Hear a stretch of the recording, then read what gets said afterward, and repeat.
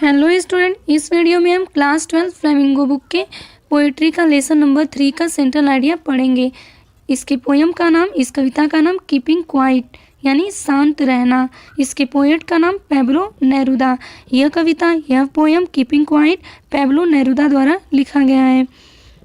Pablo Neruda कवि का कहना है कि हमें आत्म अवलोकन करना चाहिए। इस कविता के माध्यम से कवि ने संसार के लोगों के बारे में बताया है कि संसार के लोग यानी प्रत्येक व्यक्ति को आत्म अवलोकन करना चाहिए, खुद के बारे में सोचना चाहिए। कभी कभी हम इतना बिजी होते हैं कि खुद के ऊपर हम ध्यान ही नहीं दे पाते हैं, मन हमारा शांत नहीं होता है। अतः पैब्लो नेरुदा ने बताया है कि मनुष्य को सब कार्य थोड़ी देर के लिए छोड़ देना चाहिए और शांतिपूर्वक रहना चाहिए, शांत हो जाना चाहिए, ताकि हम खुद का आत्म अवलोकन कर सकें और खुद को समझ सकें।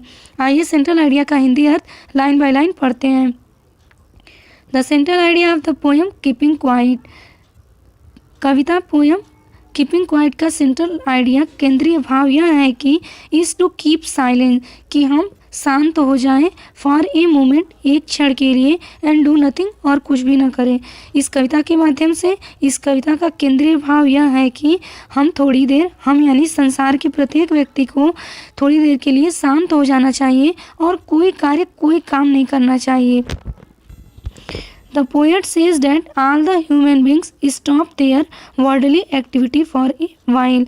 कवि कहते हैं कि सभी मनुष्यों को स्टॉप देयर वर्ल्डली एक्टिविटी, अपनी सारी सांसारिक क्रियाकलापों को एक क्षण के लिए बंद कर देना चाहिए, रोक देना चाहिए।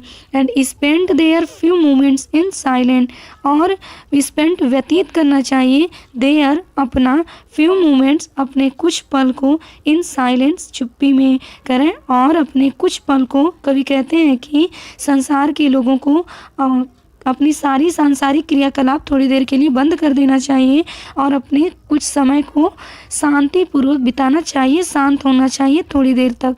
इट विल हेल्प, यह सहायता करेगी, अस टू, हमें समझने के लिए, आवर सेल्फ मतलब खुद को, यह हमें खुद को समझने में क्या करेगी, सहायता करेगी। Stillness and silence will help in humans development, स्थिरता और शांति मनुष्य के विकास में सहायता करती है।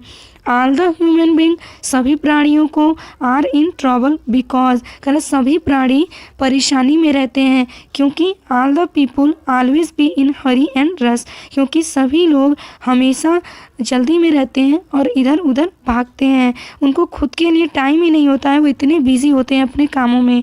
लेट अस लीव द, कहते हैं कवि आगे कि आइए हम छोड़ दें द अनडिजायरेबल एक्शन, अपनी अनैच्छिक क्रियाकलापों को, एंड रिमेन क्वाइट, और शांत रहें। कवि कहते हैं कि आइए हम अपने अनैच्छिक क्रियाकलापों को रोक देते हैं और शांत हो जाते हैं कुछ देर के लिए।